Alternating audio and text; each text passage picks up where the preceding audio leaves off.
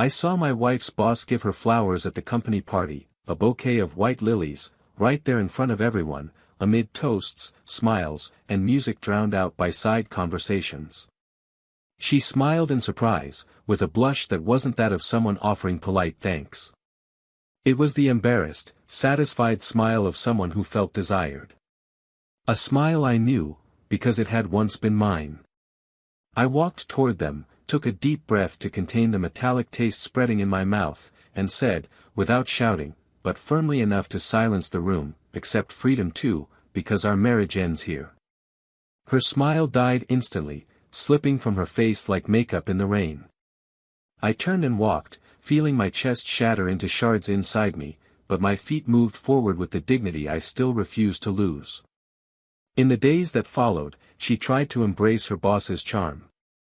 And perhaps for a few moments, she believed his gaze would have the same devoted glow mine carried when she walked past in a wet towel in the hallway, or when she laughed awkwardly at her own jokes.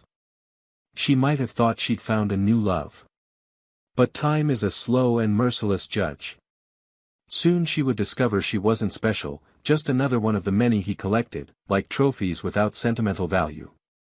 It was then that she began to face the emptiness of her own choice, and there was no echo of my name, no scent of our room, no memory of lazy Sundays under the covers. As she descended the steps of her own error, I learned to walk again. It wasn't easy.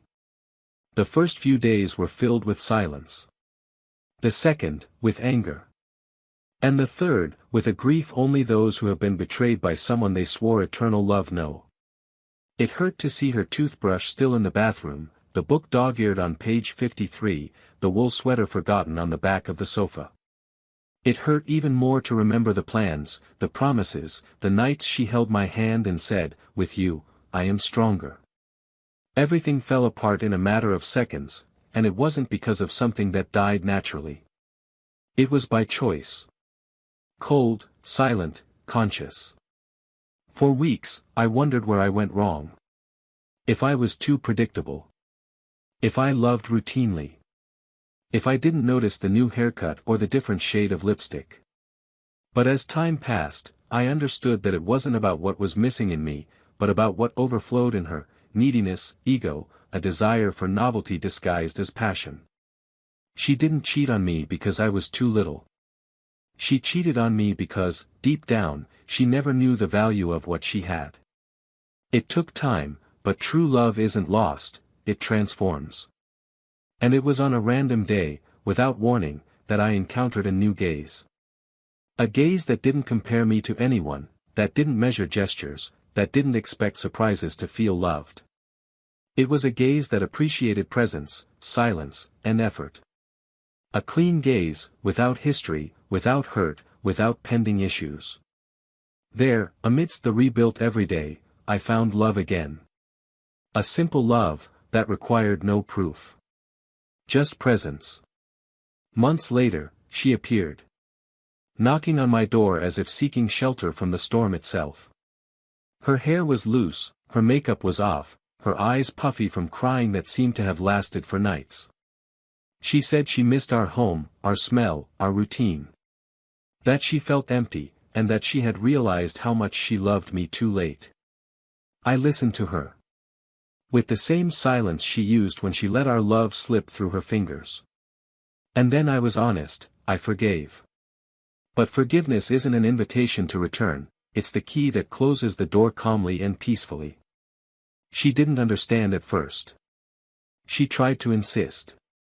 She tried to appeal to the memories, to the good times, to what we'd built.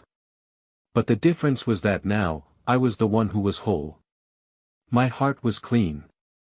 And there was no longer room there for the one who had trampled on everything sacred.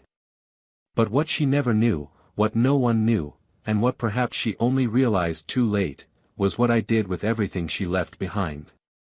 One day, while cleaning her room in the old apartment I had left behind, I found a forgotten box. Inside were our photos, notes, movie tickets, maps scribbled with travel routes that never happened. I considered throwing it away, but true love isn't extinguished with anger, it needs to be ended with dignity. So I carefully packed everything, placed it inside a white box, tied it with a blue ribbon, and left it on her doorstep, along with a note. These dreams once had an owner. Today, they live at a different address. What she did after that, I don't know. But I heard she became quieter, that her smile was never the same, that she started hoarding dried flowers instead of receiving fresh ones. And even surrounded by new people, she never found a place where she felt at home. Because sometimes, the love of your life isn't the one who knocks you off your feet. It's the one who teaches you how to walk. And when you trade that person for a moment of vanity, all that's left is silence. But, what did she feel when she opened that box? Did she cry? Did she regret it? Did she try to write something and tear the page before finishing? Did she keep the note? Or did she finally understand that true love, when it leaves, doesn't bring hate, it brings absence? And that is the most painful punishment of all. Maybe she spent nights rereading our old messages, trying to find some sign that I would return. Maybe she even tried to retrace her steps, relive memories, visit the places where we were happy. But there is no return for those who left of their own free will. All I know is that day, as I closed the door after watching her leave for the last time, I didn't feel anger. Or longing. I felt peace. And that peace was all she could never find again. But how did it all begin? What caused such a solid story to quietly shatter? Where, exactly, does the turning point in a marriage lie? And is it really possible to rebuild something after trust is lost? That's the story I'm going to tell you now. Word for word. From the beginning, to the end. Welcome to the channel. Here, we do not support and never romanticize any form of betrayal. All stories are fiction, created to show with intensity how infidelity destroys homes, corrodes feelings and leaves irreversible scars. Our purpose is clear: show the truth behind every wrong choice. Prepare yourself. You are about to hear a story shocking, realistic and unforgettable. Their story began simply, like so many others, but with that sparkle in their eyes that only beginnings can convey. Miguel was a serene man, with a firm voice and an observant gaze. He was 38 years old, had a solid career in civil engineering, and a calmness that made him seem older than his years. He was the kind of person who didn't talk much, but when he did, everyone paid attention. His reserved manner hid a sensitivity few could access. He was passionate about details, daily rituals, Sunday family lunches, and writing down special dates in his phone's calendar so he never forgot to surprise those he loved. Sophia was the complementary opposite.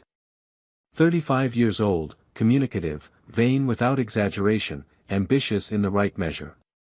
She worked in the marketing department of a multinational company and enjoyed the bright lights, the long conversations, and the feeling of being noticed. She had an energy that filled the room and a natural charm that effortlessly drew attention. Her laugh was loud, her presence striking. But next to Miguel, she became calmer, more intimate, softer. They balanced each other as if they were two ends of the same bridge. Their first meeting took place in a downtown cafe, one of those that seems frozen in time. Sophia had an open book, headphones on, and a half-empty cappuccino. Miguel wandered in by chance, looking for a quiet spot to review a project, but coincidence led them to sit next to each other. It was she who struck up a conversation, commenting on the title of the book he was carrying. Between one exchange and another, they discovered they had much more in common than they'd imagined: a love of old movies, a passion for small towns, a habit of silently observing people. The connection was quick, but not rushed. They dated for 2 years before deciding to get married. The wedding was simple but elegant. It took place on a farm, with few guests, under the open sky and decorated with wildflowers. The vows were handwritten, and Miguel, despite not being good with words, moved everyone when he said that Sophia was his home, even on stormy days. She responded by saying that, with him by her side, she discovered that peace could also be intense. The ceremony had a realistic fairy tale feel, without exaggeration, but with a truth you could touch. During their first years of marriage, they lived in a small apartment with few pieces of furniture and many ideas. They shared bills, commitments, and dreams naturally. They had a routine of making pizza together on Fridays and walking in the park on Sundays. Miguel insisted on making breakfast on Saturdays, while Sofia liked to organize the following week's schedule. They had their disagreements, like any couple, but they always found a way to get back on track. Communication between them was the foundation of their relationship, honest, open, and often raw, but necessary. Little by little, life expanded. Miguel grew within the company and began coordinating larger projects, which increased his responsibilities but also his rewards.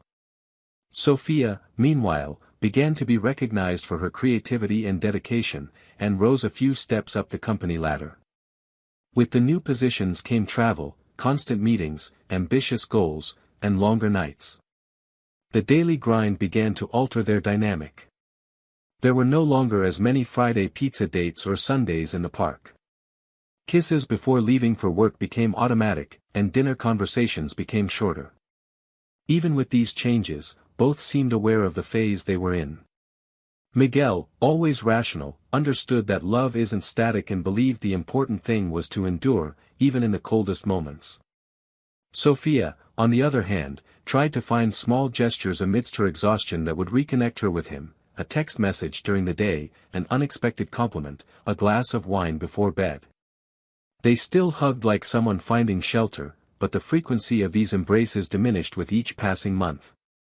The house where they lived was now larger, more beautiful, with a large balcony, linen curtains, and walls decorated with travel photos. But there were days when the silence between them weighed more heavily than any piece of furniture. Miguel spent more time focused on spreadsheets, projects, and clients.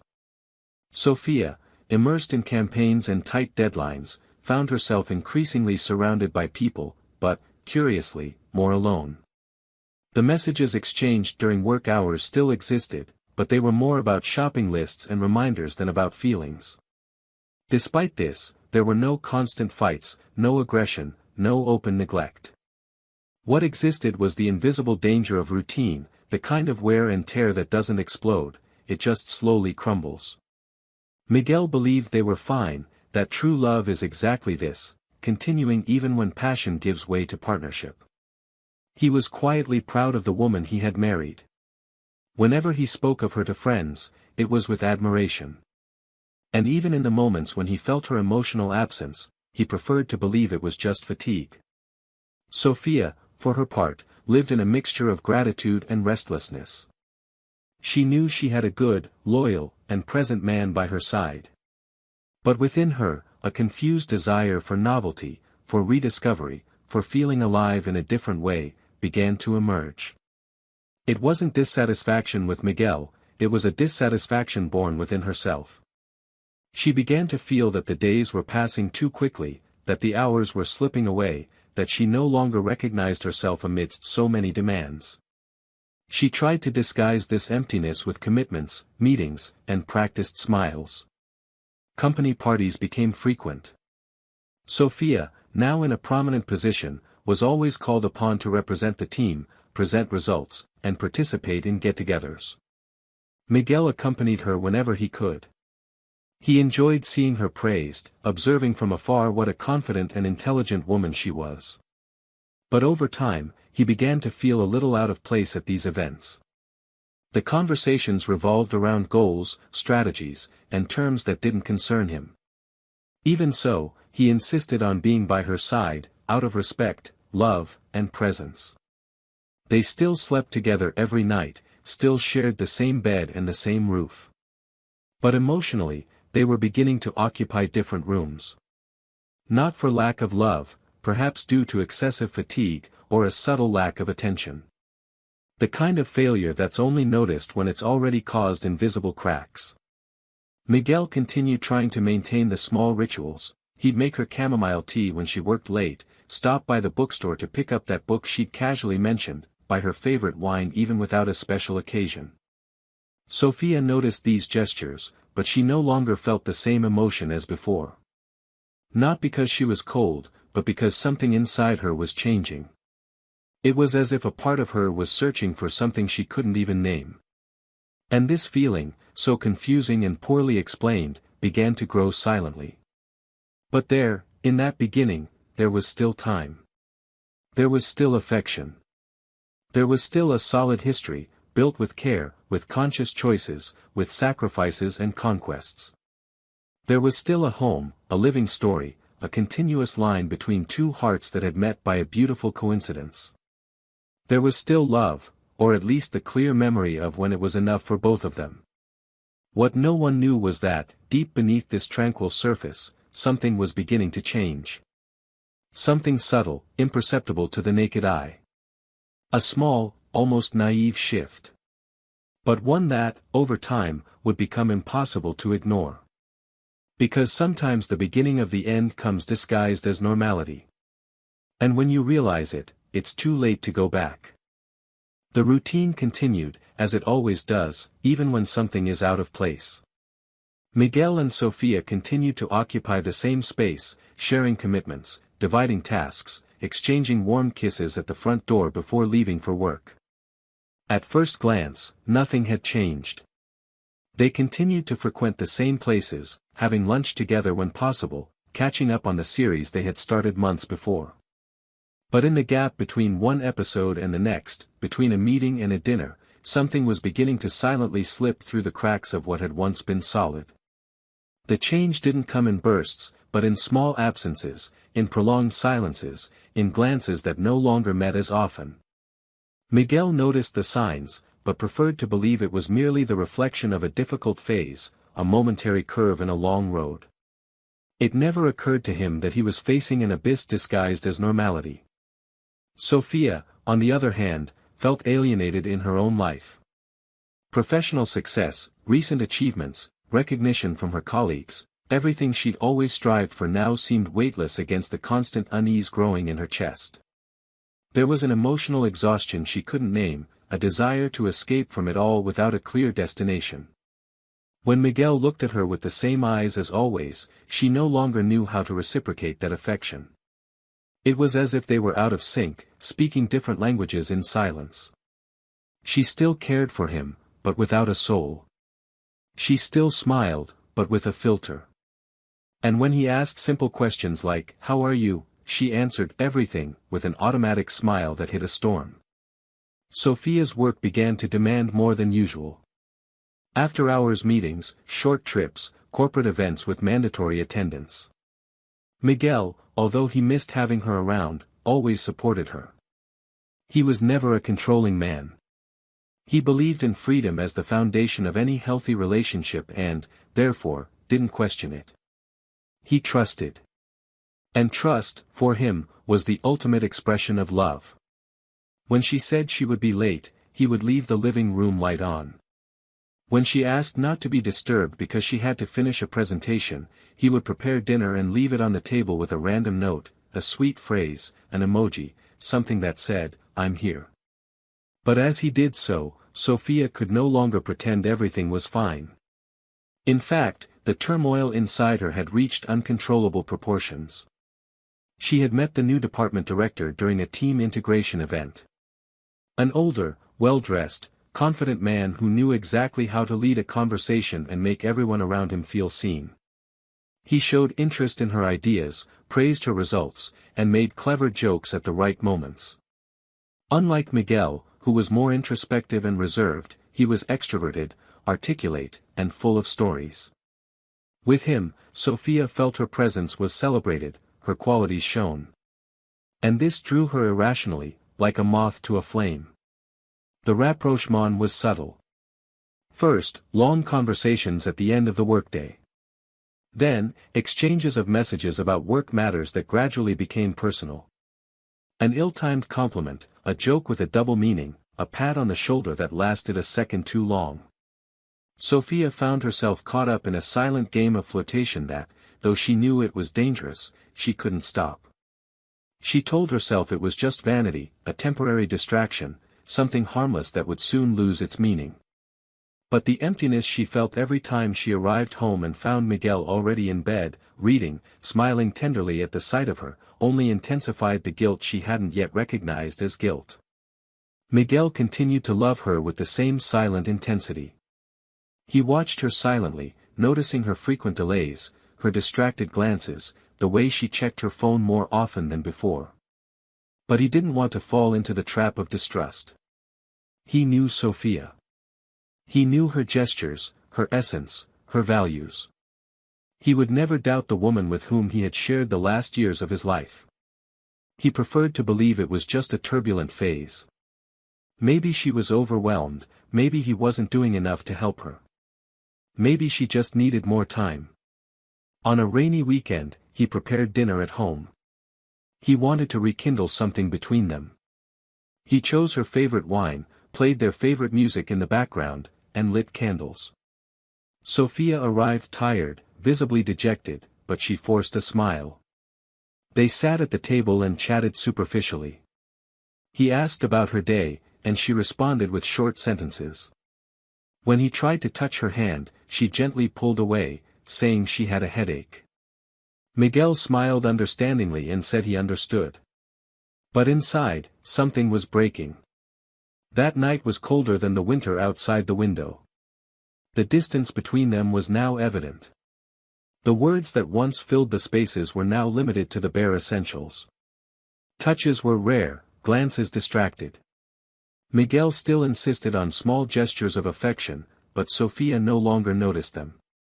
She was increasingly immersed in a fantasy that grew in tandem with her reality.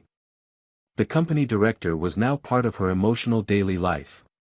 Not just because of his physical presence, but because of the place he had come to occupy within her. She began to compare him to Miguel. And in the comparison, she forgot everything they had built together. She lived in an enchantment that clouded her sense of proportion. What had once been mere admiration became desire. And desire, an action. On the night of the company's holiday party, Miguel accompanied her as always. They arrived together, hand in hand, smiling on the outside. But Sophia was no longer there. Her gaze roamed the room as if searching for something, or someone. Miguel, though uncomfortable with the environment, insisted on staying by her side, trying to maintain a light-heartedness. He watched her affectionately, proud of the space she had earned, of the respect she emanated among her colleagues. Sophia smiled, posed for photos, and held a glass of sparkling wine elegantly. But her heart was beating fast for another reason. When the director approached, he greeted her with a kiss on the cheek that lingered longer than necessary. Miguel noticed but ignored it. He chose not to read too much into it.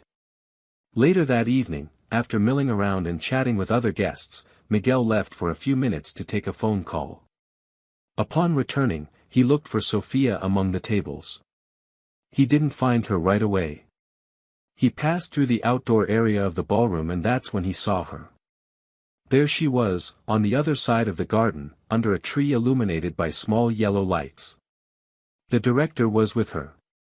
They were speaking softly. He handed her a bouquet of flowers, white lilies. Sophia smiled, surprised, almost childlike. The smile of someone caught off guard by an unexpected but desired gesture. A smile Miguel hadn't seen in a long time. He walked slowly toward them. There were no more doubts. No more assumptions. He stopped before them and looked at her. The director, upon seeing him, stepped back discreetly, disconcerted. Sophia tried to hide the flower behind her body, as if it were possible to erase the evidence of something so obvious. Miguel remained firm. He looked into her eyes with a serene pain, a weariness that needed no words to be understood. Then he said, without raising his voice, but with a force that silenced the entire room, "Accept freedom too, because our marriage ends here." Her smile died instantly. She tried to respond, but no words came. Miguel waited no longer. He turned and walked away. Every step hurt, but every step freed him. In that moment, everything changed. What had been silence was now certainty. What had been doubt was now pain. But for Miguel, there was also dignity. And Sophia, there, among flowers and lights, was overcome by an emptiness that no words could fill. But what she didn't know yet, was that the worst was yet to come. The days following the separation were a shattered mirror, each shard reflecting a different version of what Sophia's life had been like. The apartment seemed larger, quieter, as if the sound of Miguel's breathing had drained the soul from the house. His clothes no longer hung in the closet, the familiar scent of his cologne had vanished from the pillows, and her morning coffee was now just another bitter drink she sipped alone in front of the window. She tried to fill her time with work, with commitments, with anything that would keep her distance from what she felt.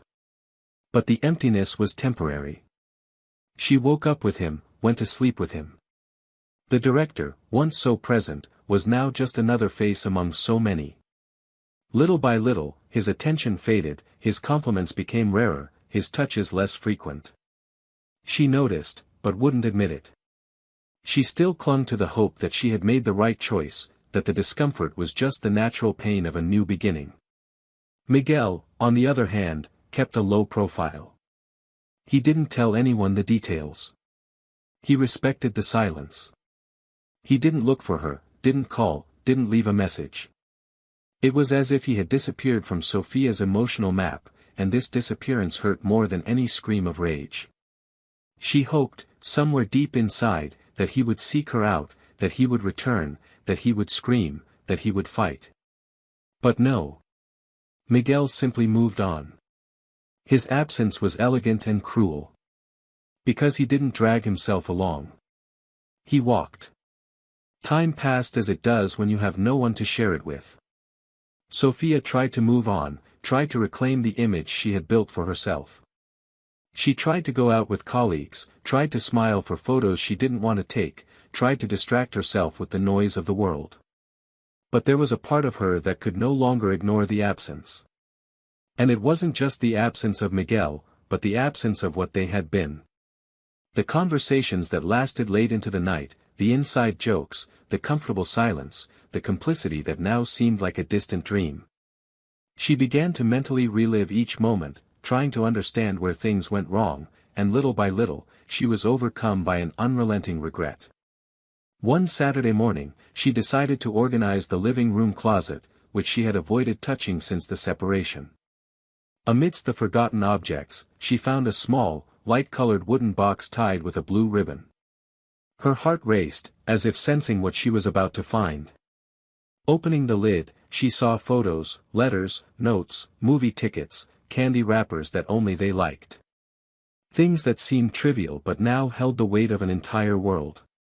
Each object was an encapsulated memory. Each piece of paper held a laugh, a trip, a plan. At the bottom of the box was an envelope in her own handwriting. It was a letter she had written herself, years before, on their wedding anniversary. In it, she spoke about the future she dreamed of with him, about children, travel, growing old together. She read it all with blurred eyes, until she found a note from Miguel, dated just a few days before the separation. These dreams once had an owner. Today, they live at a different address. Pain pierced her chest like a sharp knife. He hadn't held a grudge. He had ended the story with respect. And that respect was the most painful thing she had ever felt. More than the silence. More than the absence. It was the realization that he had moved on, and that she, despite everything, was still there. Trapped in the past she herself had destroyed. Days later, unable to bear the weight of her own regret, she decided to seek him out. She discovered, through mutual friends, that he had moved to a new apartment, not far from the old one. She knocked on the door unannounced, her heart pounding, her mouth dry. When he opened the door, she saw in his eyes a piece she no longer recognized in herself. Miguel welcomed her politely, without coldness, but also without enthusiasm. It was as if she were now a distant memory, a chapter already read. She said she needed to talk. That she was sorry. That she'd understood everything too late. That she missed him, that nothing made sense since he'd been gone. Miguel listened in silence, without interrupting. When she finished, he simply took a deep breath and said he forgave her. That he held no grudges. That he understood his mistakes, that he'd also often wondered where he'd gone wrong, but that, over time, he'd come to understand it wasn't about failure. It was about choice. She insisted, trying to convince him they could start over, that there was still love. Miguel just smiled, a sad, serene smile. He said there was someone in his life now, that it wasn't a movie love, nor one made of grandiose promises, but a light, honest, silent love. And that, with this person, he had learned that loving also means being loved in return without having to ask. She tried to argue, but he was firm. He said he couldn't offer her what he no longer felt. That the love that once existed was cherished, but he couldn't live in the past. Before saying goodbye, Sofia asked why he had left the box on her doorstep. Miguel replied that it was everything they had built together. That she had a right to those memories, that they were hers too. But he no longer needed them to remind him of what he had been, because what he had experienced with her had been real.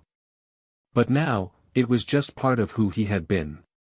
He said you can't remake a broken story as if the pieces didn't hurt. That forgiveness is freedom, but it's no guarantee of return. And that sometimes, loving someone is precisely leaving them behind. Sofia left feeling the weight of every word. She thought she had lost a love. But there, in that conversation, she understood she had lost much more. She lost the look that awaited her every night, the care in small gestures, the man who, even in silence, put her first. She lost the chance to build a whole life alongside someone who loved her in the most genuine way. And all of this, because of an impulse. Because of vanity. Because of a void she tried to fill with temporary applause. Days later, when he entered his house, he saw a new box on the table. Inside, there were no mementos or old objects. Just a single sheet of paper. It was a simple but definitive note. When you threw away what we had, I kept the pain silent. Now that you understand what you lost, I hope you keep the peace I found. Goodbye. And in that moment, reading those words, Sofia knew it wasn't the end of a relationship. It was the end of a home. Of a destiny. Of everything that could have been.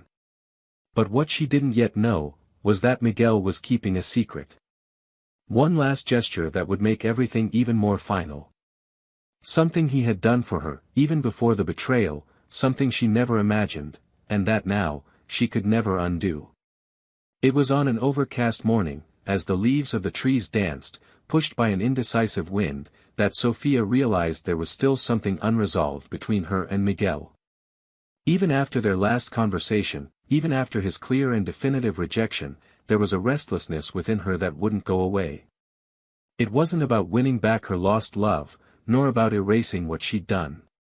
It was something deeper. An untied knot, a void that seemed to scream silently every time his name entered her mind. Days had passed since her last visit, but on that particular morning, driven by an almost desperate impulse, she returned to the old apartment where they had lived together, as if searching for traces of herself in the echo of walls that no longer belonged to her. The building seemed smaller, the elevator slower, and the sound of her own footsteps in the hallway felt like an intruder.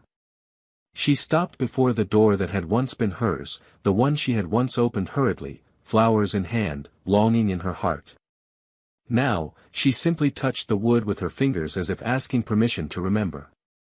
When she finally summoned the courage to knock, she was surprised by an old neighbor passing by who recognized her. Discreetly, she mentioned that Miguel had moved out months earlier, leaving everything in order, as he always did. But before leaving, she had asked for one last letter to be delivered, in case Sofia ever showed up. The neighbor hesitantly pulled out an envelope from her bag, already yellowed with age, with her name written in the handwriting she recognized by heart.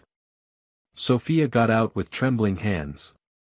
She sat on the bench in the square in front of the building and took a deep breath before opening it. The wind ruffled her hair, and the distant sound of children playing contrasted with the weight on her chest. The letter was short, but in it, Miguel wrote something that would dismantle everything she thought she knew. You didn't know it, but I had bought the house. The one you pointed out one day as we drove by, saying it looked like a place where we could start over. I didn't tell you because I wanted it to be a surprise. I was preparing everything. I had talked to the architect, planned the office you always dreamed of, even that space on the balcony for you to plant basil. The papers were signed 2 days before that party. I was going to take you there on Saturday. But you chose other flowers. She read and reread the last sentence with tears in her eyes, as if each word weighed a ton. The pain she'd felt until then multiplied to dimensions she hadn't known existed. It wasn't just regret, it was the realization that she'd destroyed not only a love, but also a future. The house, the plans, the secret care, the silent gesture of someone who still believed in us even when her eye was already elsewhere. She'd traded all of that for a fleeting fantasy, for superficial validation. She'd thrown away something true, profound, and rare for a brief moment of vanity. On impulse, she searched for the location of the house. She remembered the street, the neighborhood, how Miguel had jotted down the details when she'd casually mentioned it. He drove there, as if the answers he sought were waiting behind a gate. When he arrived, he parked across the street, breathless. The house was exactly as she remembered, a bright facade, wide windows, a simple garden. But what stopped her in her tracks was seeing someone there. A man was coming out the door, Miguel. And beside him, a woman. Not just anyone, but the same one Sofia had dismissed months earlier with a caustic remark during a company party. A kind woman with a quiet smile, who didn't wear heels or expensive clothes, who always seemed out of place among so many ambitious people. She remembered her well, because she'd always thought she was too plain to attract attention. And there she was, walking with Miguel to the gate, laughing at something he'd said, holding a bouquet of lavender that looked like she'd just picked from the garden. Sofia didn't know whether to get out of the car, scream, or cry. She felt like a ghost watching the life that could have been hers, but now belonged to someone else. She watched them walk away, hand in hand, naturally. No explosive passion, no theatrical gestures, just two bodies walking in harmony, two souls at peace. And perhaps that was the most painful part, the absence of drama, the lightness of a new love that didn't carry the wreckage of the old. On the way back, her hands trembled on the steering wheel. She couldn't breathe properly. Everything blurred together, the image of the house, the memory of the letter, Miguel's serene face, that woman's laughter. She thought about going back, about knocking on the door, about begging. But something inside her already knew it would be useless. That door would never open for her again. And even if it did, there would be no home there anymore. Only the past. That night, when he got home, he opened the closet and took out the box Miguel had left there long ago. For the first time, he had the courage to look at each object, to touch each memory with the reverence it deserved. Not as someone trying to recover what they've lost, but as someone finally accepting that it's gone. He turned on the stereo and put on one of the songs they used to listen to together. He lay down on the couch and cried. He cried uncontrollably, as if everything had collapsed at once. It was mourning. Not for the marriage, not for the man, but for the woman she had been and would never be again. In the following days, Sofia began to change. Not abruptly, but slowly, painfully, truly. She began to decline empty invitations, avoiding parties and gatherings that only served to mask the silence that devoured her. She began writing, visiting her parents more often, tending to plants. Little by little, she reconnected with what she had buried within herself, the ability to feel without rushing, to look without expecting applause, to be with someone without needing to prove herself. He wasn't seeking redemption, he was seeking understanding. And that, he now knew, would only come with time. One afternoon, months later, she received an unexpected message. It was a video sent by a mutual friend. In it, Miguel appeared alongside the woman of the house, announcing their engagement. There was no ostentation, no rehearsed speeches. It was just a simple video, recorded in the garden, with the evening light illuminating their faces.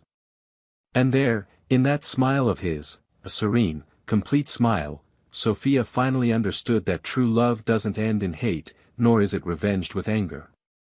It departs silently, takes all that is pure, and begins anew somewhere else. On her phone screen, she paused the video and stared intently at the moment Miguel looked into the new woman's eyes. That look, yes, was the same one that had once been hers alone. But now it belonged to someone who knew how to care. Someone who knew how to recognize. And, most importantly, someone who arrived when she decided to leave. Sophia got up, put away her phone, and opened the living room windows. She took a deep breath and let the wind in. The pain was still there, but now it was accompanied by something she hadn't felt in a long time, peace. And maybe that's what Miguel meant in that letter. That love doesn't die completely. It just changes address. And when it changes, it doesn't leave a key under the mat. Sophia began to live as if walking among the rubble of a life that no longer exists. After discovering the house, the letter, Miguel's new love, and above all, the silent depth of everything she had lost, reality ceased to be a stage for hope and became a field of bitter acceptance. She no longer tried to win back, not because she had given up, but because she understood that what was broken could no longer be molded, not when the other had already moved on so far, so lightly, so fully. It was strange, even cruel, to know that the man who had been her life partner for years was now just a memory framed by a piece that did not include her. Life continued outside with the same haste as always, but inside her, time seemed slower, denser, as if the hours carried a weight that only those who regret it carry. She began to rethink everything. Every choice, every misplaced word, every silence that screamed louder than it should have. The dilemma that now consumed her was no longer about guilt or forgiveness, but about identity. Who had she become? At what point had she stopped recognizing love when it was still there, knocking on the door with hands trembling with care? The dilemma was moral, emotional, human. How could she move forward when what she left behind was the best version of herself? Because losing Miguel was losing love, yes, but it was also losing the woman she was by his side. The woman who felt safe, respected, admired. The woman who dreamed and was included in the dreams of others. She found herself faced with the task of rebuilding herself, but now without mirrors to reflect that old image, without paths to guide her steps, without a voice to whisper certainty at the end of the day. Loneliness wasn't the absence of people, it was the constant presence of a conscience that wouldn't let up. She began therapy, not to forget Miguel, but to understand herself. And in the process, she discovered that love isn't just about feeling, it's about caring, it's about protecting, it's about choosing. And she hadn't chosen to protect what they had. She had given in to impulse, to vanity, to the ephemeral.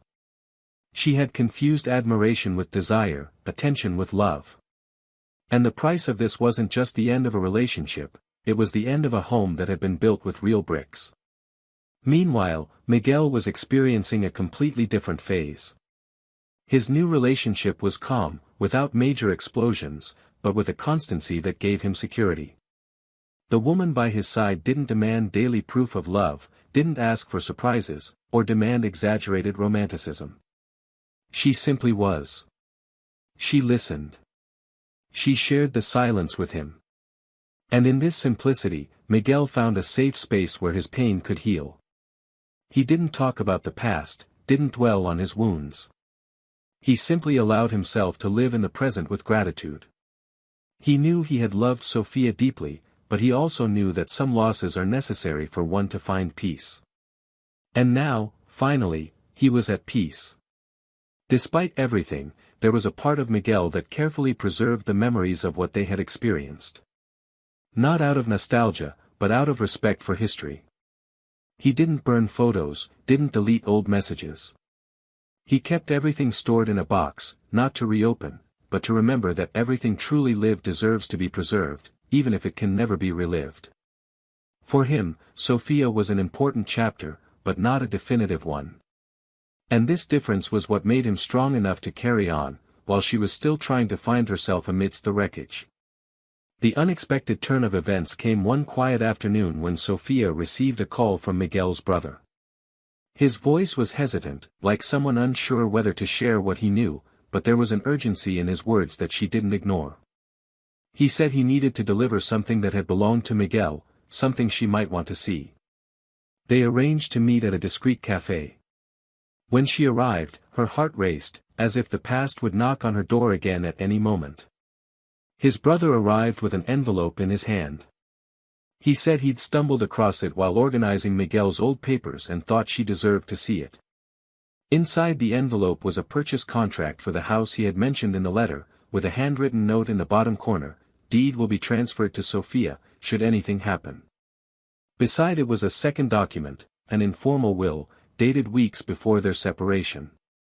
In it, Miguel had made it clear that, should he die, the house would be hers, along with an enclosed letter. She read it silently, her body trembling, her eyes fixed on the paper that seemed to hurt more than 1,000 words spoken aloud. It was the kind of gesture that showed that, even with the distance that already existed between them, he still cared for her behind the scenes. He still planned for the future so that, even in his absence, she would not be left destitute. The letter accompanying the will was short but definitive. Miguel said that, despite the ups and downs, he had never stopped loving her, and that if he were ever no longer there, he wanted her to have a place where she could rebuild herself. The house wasn't just a surprise, it was an emotional legacy. A shelter for the soul. A final gesture from someone who loved until the end, even when hurt. Sofia left that cafe with her soul crushed. She felt as if time had turned back, as if she were receiving love when she could no longer reciprocate it.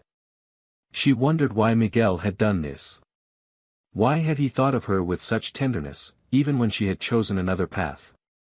The answer came not in words, but in feelings. Because perhaps true love is the kind that continues to exist, even when it is no longer reciprocated. Because there are people who love not for the return, but for the very nature of who they are. And Miguel was like that. Always was. She thought about calling him, thanking him, telling him she'd received the papers, but she couldn't. Not out of pride. Out of respect. Because she knew he didn't need to hear anything else. She'd already given everything. She'd already made clear, with actions, the kind of love she offered. And now she could only guard that with reverence, with silence, with regret. The moral dilemma surrounding her was cruel: what to do with such a great, silent proof of love that came too late. How to live knowing someone gave their best until the very last second, and all they received in return was betrayal. She didn't know how to respond. There was no answer. Only the weight of her conscience. Only the responsibility to transform that pain into something useful. And perhaps, there, between the lines of that guilt, she would truly begin to transform. Life continued, as it always does, indifferent to human suffering. But within Sofia, something had changed forever. She now carried with her a lesson that would not be erased by time, nor by other loves. I knew it wasn't just about finding someone to love, but about recognizing that love while it was there. Because love doesn't shout. Love doesn't demand. Love builds in silence. And when betrayed, it doesn't break completely, it withdraws with dignity. And never returns. It was in this new silence that Sofia would learn to live. With the windows open, her heart rebuilding, and with the certainty that when you throw away a true love, it's not just the other person you lose. It's also the most precious part of you. The one that may never exist again. Sofia began visiting the house frequently. Not to reclaim what she had lost, but because that place, even though it had never been hers in life, now held a kind of living memory that held her captive, irresistible. She always parked her car on the same corner, got out slowly, and watched from afar, behind sunglasses and loose hair, Miguel and his new life moving with a calmness she never dared ask for. It was as if each visit was a silent punishment, an unconscious way of understanding, of truly absorbing the consequences of her choices. Sometimes she saw them tending the garden together, he with his shirt sleeves rolled up, she smiling as she pointed at something in the flowers. Other times, they sat under the porch, sharing tea or a book. Nothing grand, nothing cinematic. Just two bodies in tune with the calm of those who respect each other. And that was exactly what hurt the most. There was no heightened passion, no dramatization of a new love. Everything was simple. And perhaps, for that very reason, it is impossible to break. Because peace, when born between two pure hearts, becomes unshakable. On a particularly hot afternoon, Sophia parked as usual, but as she got out of the car, something in her chest felt heavier than usual. She didn't know if it was the heat, the emotional exhaustion, or the accumulation of months of silence. She walked to the gate, unplanned, driven by a blind urgency, and rang the doorbell. It was Miguel's new wife who answered. Her gaze wasn't hostile, nor was it surprised. It was calm, attentive, as if she'd already expected, perhaps, that this moment would come at some point. Sophia asked, in a low voice, if she could speak with him for a few minutes. She hesitated for a split second, but then opened the gate and pointed to the bench in the garden. She simply said that he was out back, tending the plants. Sophia waited. Her hands were sweating. The air felt thick. When he appeared, their eyes met for a moment that lasted longer than any words. There was no more hatred, hurt, or anticipation. Only the presence of two pasts intersecting one last time. Miguel walked over to her, sat down beside her without asking why. He waited. She took a while to begin. She searched for words, but they all seemed fragile compared to what she felt. Finally, she said she had received the documents, that she had read the letter, that she had heard about the house. He nodded, without looking away. She continued, her voice breaking now. She said she didn't understand how he could still think of her so generously, even after everything. That gesture, leaving a home, a place for her to rebuild her life, was the most beautiful thing anyone had ever done for her. Miguel simply replied that he did what he felt was right at the time. That it wasn't about whether she deserved it or not, but about who he was. He said that true love doesn't disappear when rejected, it just changes form. And that in that moment, even though he had been betrayed, there was still a part of him that wanted to see her well. Sophia wiped away a tear that was falling uncontrollably and asked if he had ever regretted that gesture.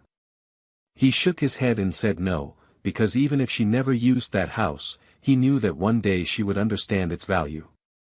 And that day had come. The silence between them was broken by a light breeze. The sounds outside contrasted with the intensity of the moment. Sophia then asked, almost in a whisper, if he was happy now. Miguel didn't answer immediately. He took a deep breath, looked around, and then looked back at her. He said he was. Not because he'd found someone, but because he'd found himself again. He said the pain forced him to look inward, to understand that for too long he'd lived trying to please, preserve, and sustain a relationship that was already falling apart. And that, in doing so, he'd lost himself. That now, with the woman by his side, he'd found the freedom to be whole, without fear, without insecurity, without demanding things of himself for gestures that went unnoticed. Sophia then whispered that she admired him, and that perhaps she'd never truly deserved the kind of love he offered. Miguel smiled slightly. He said that deserving or not was no longer relevant. That what mattered was what he did from now on. She stood, ready to go, but first she asked if she could come into the house. Just to see. Miguel hesitated, but nodded. They walked through the garden together, and when she entered, her eyes filled with tears. Everything there bore his mark. The light wood, the neutral tones, the delicate choices. There were paintings with soft phrases, carefully arranged books, embroidered pillows. It wasn't just a house, it was a home. The home she destroyed before it even existed. Miguel said nothing. He just watched her. When she finally left, he thanked her. He said he would never forget that gesture. And before crossing the gate, she looked at him one last time and said, "I loved you. In my way. But now I know your way was the right way." He smiled, but didn't answer. He didn't need to. Some truths can no longer be expressed in words. In the days that followed, Sophia decided not to return. That visit had closed what was left. There were no more bridges, no shortcuts. Only each person's individual path remained. She began to live more honestly with herself. She avoided repeating the patterns that had led her to ruin. She faced her own fears courageously, even alone. She changed jobs, moving to a smaller company where she didn't have to work full-time. She began teaching at a community college. She dedicated herself to social causes. Not as a form of redemption, but as a genuine attempt to fill a void that could now only be filled by genuine action. Miguel, for his part, continued his quiet life. She married months later in an intimate ceremony. He didn't post photos, didn't announce it with fanfare. He only shared it with a select few. For him, love now meant silence, consistency, and presence. And with his new partner, he discovered that happiness isn't found in grand gestures, but in the simplicity of being seen, heard, and respected. He held no grudges against Sophia. He simply held the certainty that he had done everything he could, and that, because of that, he deserved the peace he now felt. And while one began anew, the other rebuilt. Each in their own way. Sophia never tried to interfere again. He learned to walk away with dignity. He decided to sell the house he had legally received. He donated half of the proceeds to a women's shelter. With the other half, he rented a small apartment and began writing. He put into words everything he felt, everything he had learned. He didn't seek fame, but meaning. And each text was an attempt to understand himself better, to help someone avoid making the same mistakes. His name was unknown, but his writing began to touch anonymous hearts, which saw themselves reflected in his words. There were days when I still dreamed of him. When I woke up and took a few seconds to remember he was no longer there. But instead of crying, I smiled melancholy. Because in the end, I had loved. I had been loved, intensely. And now I knew the difference between love and illusion. And although I couldn't go back, I could move forward with dignity. And dignity, she learned, is what remains when all else is lost. The years passed with the subtlety of someone who doesn't need to announce changes to bring about profound transformations. Names were saved in old contact lists, photos were replaced by new memories, and glances met only in the corners of memory. Sophia, now 42, had a more restrained expression in her eyes, not of bitterness, but of someone who had learned to accept the consequences of her own choices. She lived alone in a small, simple but cozy two-room apartment, surrounded by books, plants, and papers scribbled with stories that blended fiction and experience. She became a discreet writer, read by many who didn't know her face but were moved by her honesty. She wrote about love, loss, rebuilding, and time, that silent character that sometimes heals, sometimes demands. She avoided looking back, but also didn't pretend the past didn't exist. She possessed the serenity of someone who once carried guilt, but now carried wisdom. Miguel, for his part, maintained a steady and discreet life. His career had been redirected to something lighter, with occasional consulting work, free time for family, coffee on the balcony, and quiet afternoons.